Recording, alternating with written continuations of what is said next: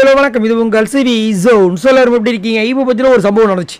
அதாவது ராணுவம் வந்துட்டு உங்களுக்கே தெரியும், கண்டென்ட்காக தான் பவித்ரா பின்னாடி சுற்றுறாரு. பவித்ரா லவ் பண்ணுற மாதிரி ஒரு சில விஷயங்கள் போகுது. அது ஒரு சில டைம் வந்துட்டு கொஞ்சம் அப்படி இப்படின்னு போயிட்டு தான் இருக்குது. அது மட்டும் இல்லாமல் பவித்ரா நிறைய இடங்களில் இரிட்டேட் ஆகிறதும், பவித்ரா சுற்றி இருக்கிற ஆட்களும் இரிட்டேட் ஆகிற விஷயங்களும் நீங்கள் பார்த்துருப்பீங்க. ஸோ அதனால் இங்கே என்ன ஆகுதுன்னா, அன்ஷிதா வந்து செம்ம டென்ஷனாக இருக்காங்க போல இருக்குது. அதை வந்துட்டு இங்கே வெடிச்சிட்டாங்க. என்னென்னா, ஒரு டாஸ்க் மாதிரி ஒன்று விளாட்றாங்க. எல்லாருமே இன்றைக்கி வெள்ளிக்கிழமை தான் டூ நத்திங் அந்த மாதிரி இருக்கிறதுனால அவங்களே வந்து அவங்களுக்குள்ள ஒரு டாஸ்க் ஒன்று வச்சுக்கிறாங்க. பாட்டில் சுற்றி விட்றாங்க. அந்த டைம் வந்துட்டு அந்த பாட்டில் யார் பக்கம் நிற்கிதோ ட்ரூத் ஆர் டேர்.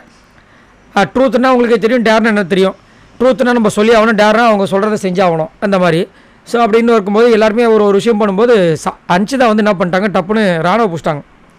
நீ வந்துட்டு பவித்ரா பண்ணுறது கண்டென்ட்காக தானா அப்படின்ற மாதிரி கேட்கும்போது அவர் ஆமாம் ட்ரூத் அப்படின்னு சொல்லிட்டாரு. அதனால் ஆமாம் அப்படின்போது ஆமான்னு மட்டும் சொல்லு அப்படின்னு சொல்லிட்டு பிடிச்சி கத்த ஆரம்பிச்சிட்டாங்க.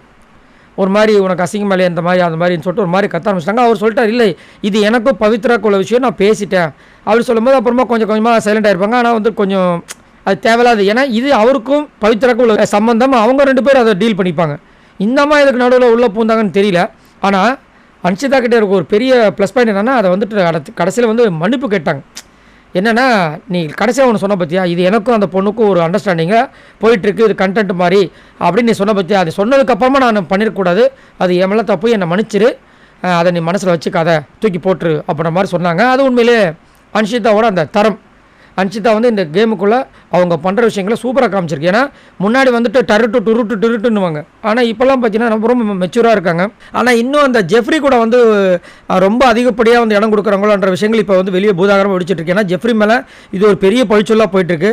ஏன்னா ஜெஃப்ரி வந்துட்டு இந்த பெண்களை வந்து ஹக் பண்ணுற விஷயங்கள், சௌந்தர்யா கூட இருக்கிறது, அதுக்கப்புறமா அன்ஷிதா கூட இப்போ ஓவராக பண்ணுறது, இதெல்லாம் வந்து கொஞ்சம் வெளியே வேறு மாதிரி போயிட்டுருக்கனால அவங்க அதை கொஞ்சம் தவிர்த்தா நல்லாயிருக்கும். பட் என்ன நடக்க போய் தெரியல. சரி, நீங்கள் உங்களோட கமெண்ட்ஸை சொல்லுங்கள்.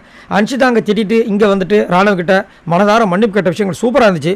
உங்களுக்கு என்ன தோணுதுன்றதை சொல்லுங்கள். பாய் நண்பர்களே.